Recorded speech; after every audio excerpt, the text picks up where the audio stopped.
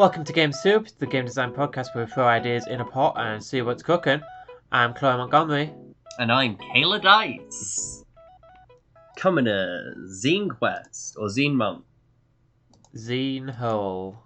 In less than a week, or a week and a bit, I'll have a game crowdfunding. What game? Doing plugs up top. It's called Ritual Magic for Besties. You can find it at crowdfunder.com/ritualmagic. It is a game about playing a bunch of interconnected magic users, casting a ritual together for either sort of very serious personal purposes or for fun and giggles. And you do that by playing a series of rounds of sort of tarot card game. It's fun. The art's by Molamu. Alyssa's doing the editing. And yeah, I think it's a good game. I've gone straight into the plug zone. It's okay, I'll maybe put this before the intro to the pod. Who knows? Magic. With the magic of editing. Anything is possible. How's your week been then, hon? How has my week been? I feel I was struggling a lot last week. Because I had a lot of fibro things, so then was just struggling. But no, I had some nice times. I saw friends. I did a market. I went to Portsmouth. How's your week been? It's been good. I finally got the car back over the holiday break. I had a crash, but I'm fine. Don't worry about it. Yeah, did we talk about your car crash on the air? We kind of glazed over it last week, but yeah, coming home from my parents after seeing them after the new year, there was a nice patch of road. And I slid into a fence.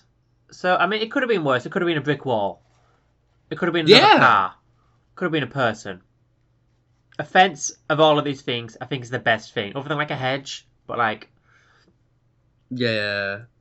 Or I guess just dirt. Yeah. Well, no, because a ditch. Yeah. True, actually, yeah. But I think, yeah. Scary sounding, but kind of as well as it could have gone. Yeah, anxiety inducing, but we lived, nobody got hurt other than my head. I had a little bump on the top of the car, but I lived. Oh. The car's all fine now. It's got some stitches on the front of it. The cable tied up a bit that broke in half, so it's got stitches. Oh my god. She's just like me for real. They did surgery on a car. Yep. And now she's missing a fog light, so... Oh my god, just we're missing... I don't think I want to do that, because I started with we. I don't feel like finishing that joke. Anyway, yeah, I finally started back my die campaign. Ooh. In last night's session, there was several doppelgangers of Alyssa, so it was quite fun. Oh my god, that does sound fun. Yeah. What? So, my die campaign is a bunch of different RPG worlds mashed together. So, they wanted to get to the other side of the planet, basically. So they said, my character as the master, as this game master in this world, says, let's just take the subspace train, which is based on Train War, which is a war game that I've not made yet, but it's kind of in my head, so it's kind of Yeah, I didn't realise Train War was in your die war. Yeah, so the idea is that because it's not made yet, it's kind of a non-rules based world inside of the world. Oh, that's fun. So you can fast travel to different points, but it's super dangerous because there's no rules to constrain anything there. It's an unformed world. Yeah, exactly. You might just sort of clip and die in the ground. So it's basically just a New York subway car that you have to use fair gold to use, but it's non-Euclidean. Just shit doesn't work. It's like Infinity Train meets that one episode of Doctor Who where they're stuck in the TARDIS and it's trying to kill them. Yeah. So yeah, there was doppelgangers of Alyssa that just appeared, and they were all convinced that they were the original Alyssa. Oh my god. Really... Do you know if the original Alyssa made it out? Yeah, I mean, as far as I'm aware, the player character played by Alyssa got out. The one who was concurrent with the party, who stayed with the party the entire time, got out. The other two blew their own heads off due to a logic loop because they're both robots. But who knows, really? How I love how much your die campaign is flirting with Bleed. Oh no, it's not even flirting. It's just like so. It's Bloodplay the RPG. It really is. It's like Kieran Gillen. I'm sure I've heard him say at one point, like, for the love of God, do not play as yourselves. So, obviously, we played as ourselves. I mentioned to Kieran at Gen Con that you were playing a game doing that, and their immediate reaction was just a horrified, oh God, no! No, so, I mean, it's been a few months since we've last played, because people have been moving houses and shit, and we sat down at the table, and one of our players, who's playing the Fool, was like, okay, so I know we were like on a super horror bent last time, but I'm a much different person than where I was when I started playing this campaign. So can we go like a little bit less bleedy? Can we go a little bit less like And we're like, yeah, okay. So anyway, here's two Alyssas who are going to kill themselves by the end of the... Yeah! There's two Alyssas who kill themselves in front of everyone. Yeah. Oh...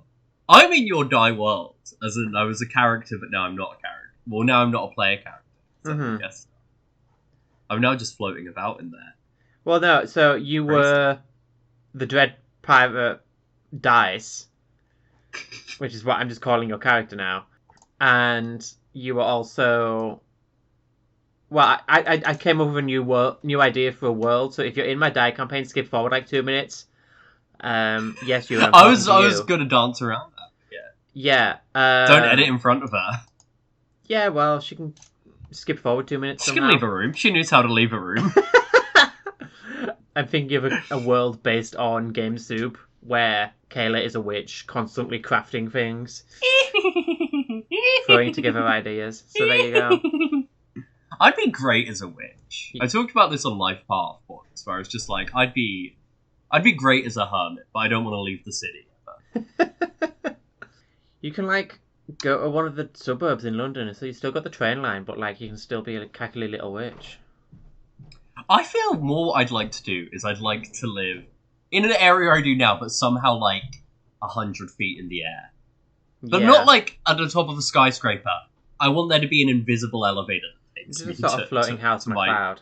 Yeah. You get what I'm... You get where I'm... Yeah. Oh, so we're back in the kitchen. This reminds me of a thing I saw in Gateshead. No, I'm segueing into the kitchen. This reminds me of a thing... I was going more abruptly, but... This reminds me of a thing I saw in Gateshead when I was trying to find something, and I saw a door, totally unremarkable, no signs or anything. It just said, Sorcerer by appointment only, and it feels like a game. That's a game.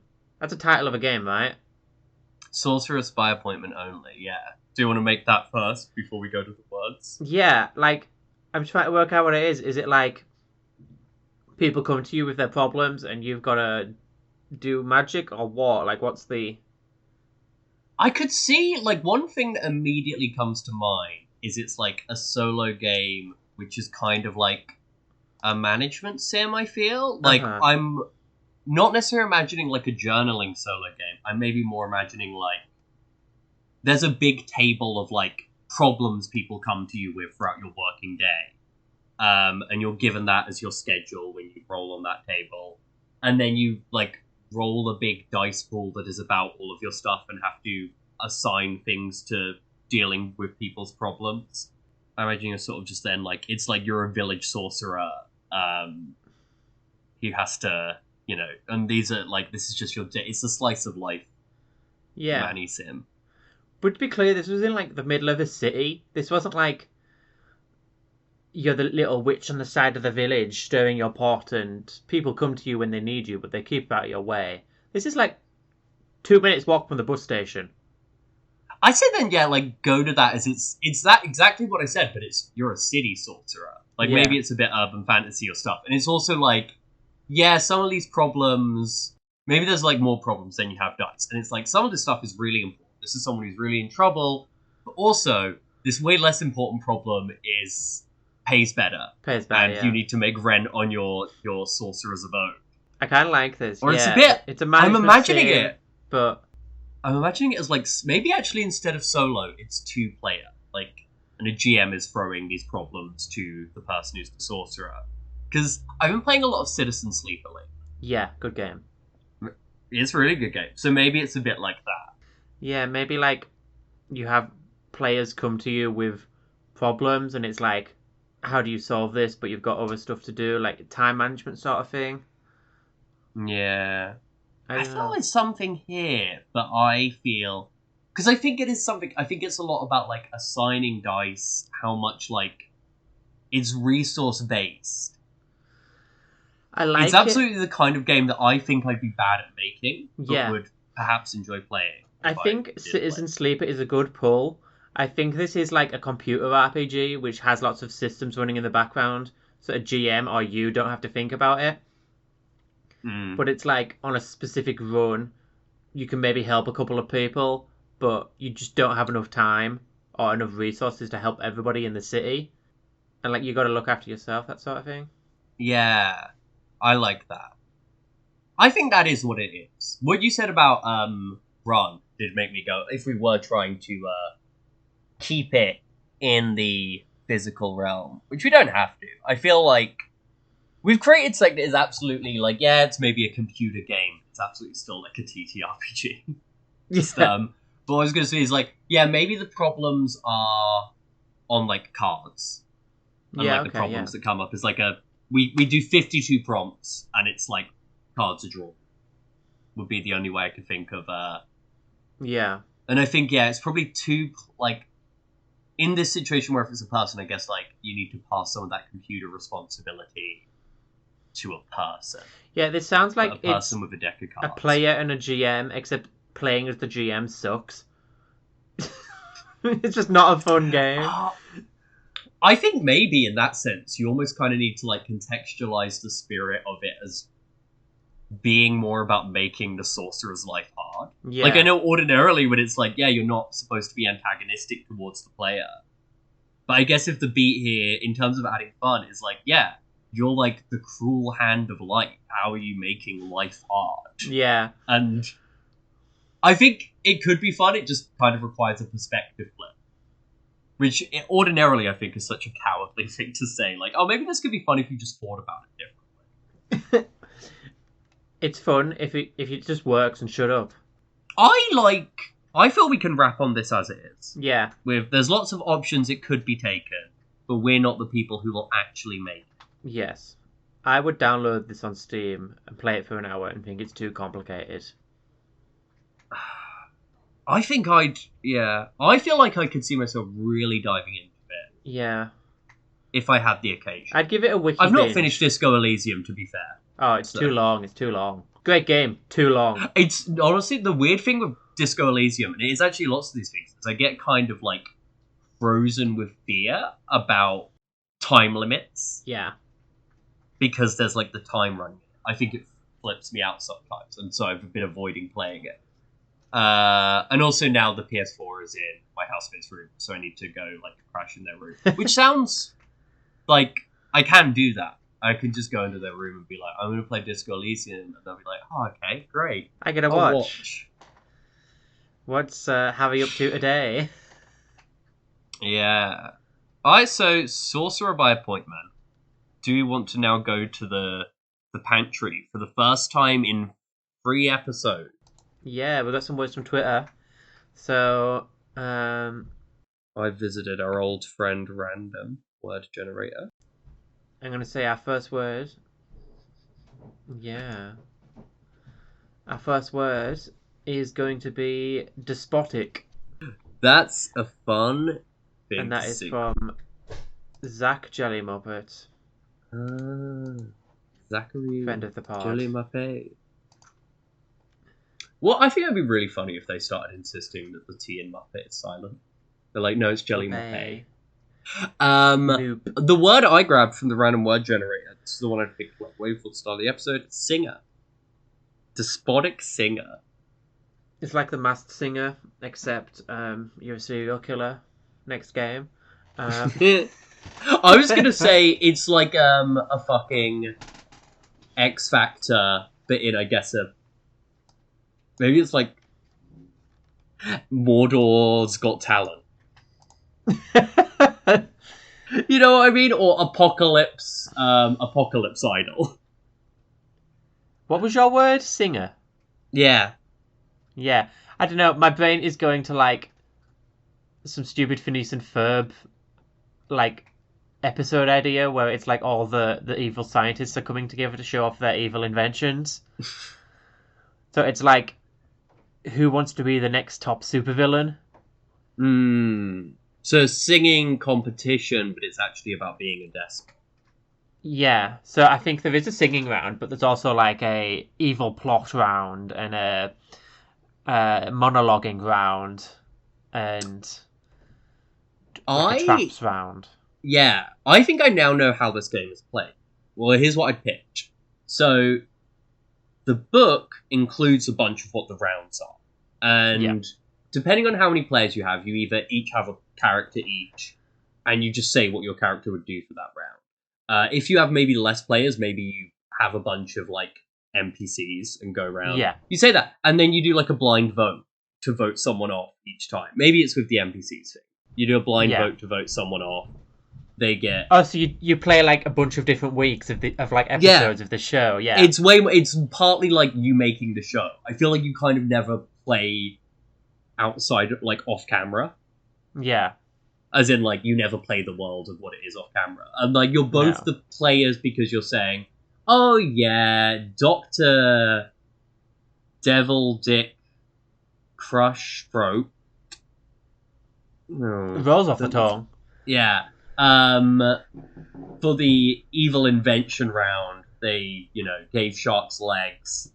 Everyone goes around and votes. I think you're voting for who you get off rather than who you want to stay on, just because who you want to stay on would involve, like, ranked voting. I think that'd be harder. So I'd say you vote for who to go off. And it's just a thing of, like, the mindset of this game is we're telling the story of a fun reality show. I say, go for, like, 10 people and you're all like swinging around characters and this stuff. feels like a silly Jackbox game and I'm about it.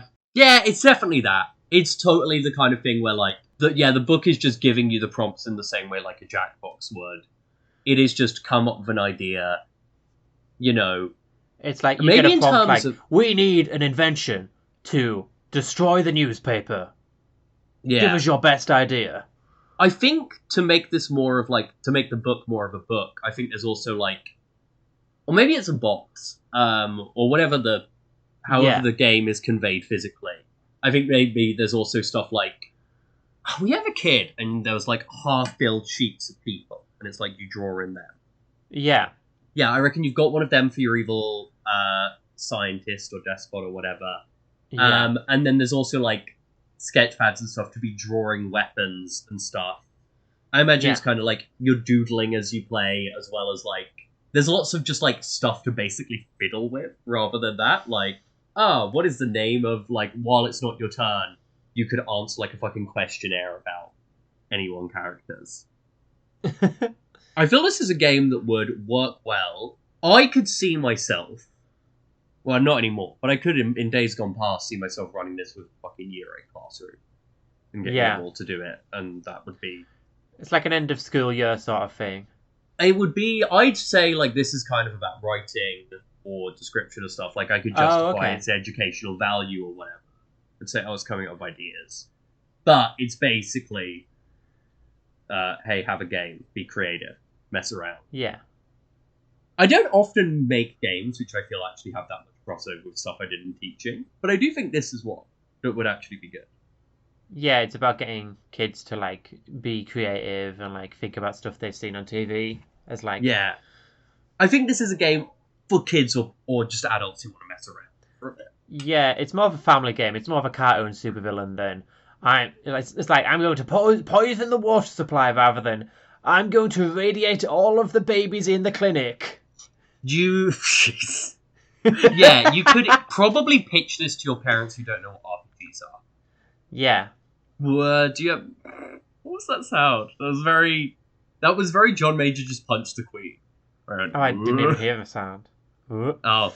I don't know if it'll get picked up by the mic. I'm going to sound like I'm losing it a bit if I just suddenly start speaking and then go, what's that sound? Did you hear it from over there? It's the supervillains coming for you. What do we call this? I think this is just called America's Next Top Supervillain. Yeah, that works. Honestly, that works so well, I feel it could be taken, but we don't need to. Let's not look into it. That in this world. Yeah, that's not our job. I'm not typing into Google either. No, God, no. What are we at time-wise? We're at... 20 minutes. We can go for another. Yeah, we can totally do another. Do I want to reshuffle the word gen? Go ahead. Yeah. So our next word is Vermillion, and that is from Mossy Kid on the Twitter. I see. That's like blue, right? Yeah, it's a colour. It's red. Okay. What the fuck? Deep, brilliant shade of red. Okay. Brilliant red. Yeah. What's the other word? Candy. Candy. The other option I had was concoction. But I'll go with candy. Candy. It's making me think of the Chocolate Factory. Yeah, game where you are Willy Wonka, and you have to work out ways to kill these children who don't deserve your factory. Is this a, like... No, I was about to say, is this a solo game? And then I'm like, no, I don't think it can be a solo game. Because if you were just in your room doodling ways to kill children, that's... You can't be doing that. You can't be doing that. There needs to be witnesses. You don't actually kill them, you just give them ironic punishments. Yeah. Yeah, I think it's... Part of me is almost wanting to add a second element to this. One player is the deranged inventor who has invited children round, but also decided they're all not good enough and is trying to punish them. And maybe another player is all of the children or whatever, or like multiple players can be as many children as there are. And then a third player is a crusading journalist trying to prove that this is set up by the inventor. I think one of the characters is secretly the inventor, and it's... I'm going to call him Mr. Vermillion. He's the Wonka-esque character. Mr. Vermillion, because he makes a million flavors of chocolate, has to work out which is the secret journalist, and he has to get to the end of the game, at the end of the factory tour, having either... Does he have to have killed the journalist by the end, or give them an ironic punishment, or does he have to have them be the last surviving character? I think I think Vermillion can go a lot of different ways. Like, they can either try and recruit the journalist if they're impressed by them, or try and give them an ironic punishment and detect them. Yeah. Or just make sure they cover their tracks, and, like, no article would find them. Whereas the journalist who is secret is also trying to gather evidence and not get killed. Yeah. Yeah. We rolling dice in this. I think this is like a one-pager that is kind of just like... Yeah. Here are a bunch of rooms in your magical chocolate factory, your magical sweet factory, because it's candy, it's not just chocolate. Brave New World. I mean, he does make jawbreakers and stuff, doesn't he? So... Yeah, no, to be fair, he's a candy man. Famously. And the Candyman can.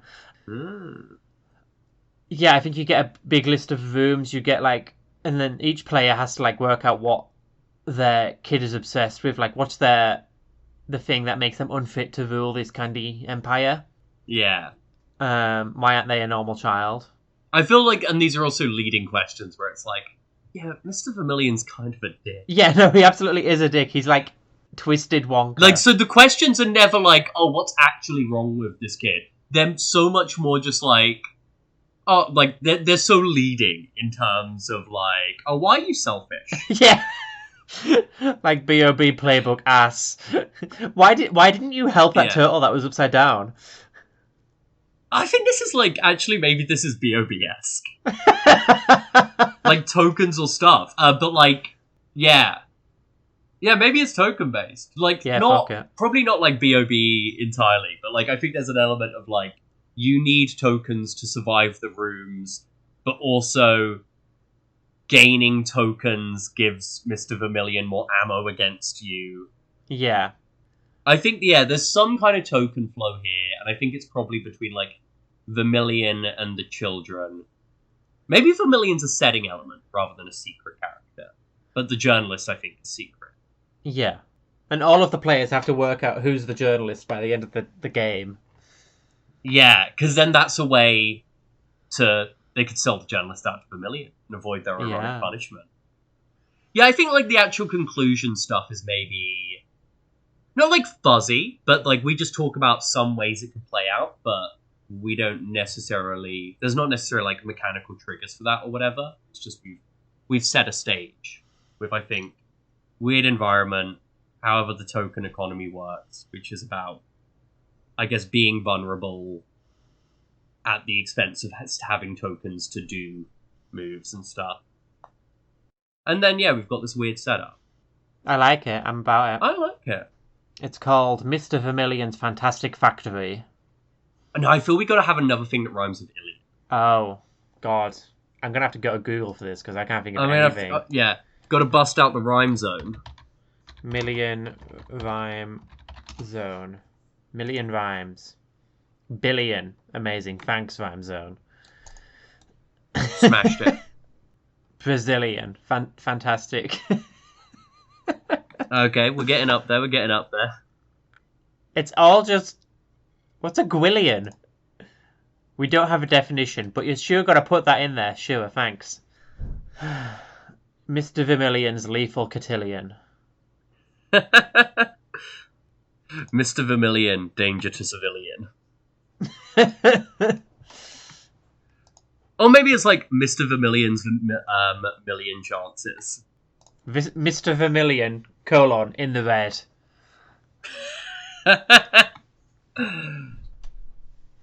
Mr. Vermillion's quadrillion flavors.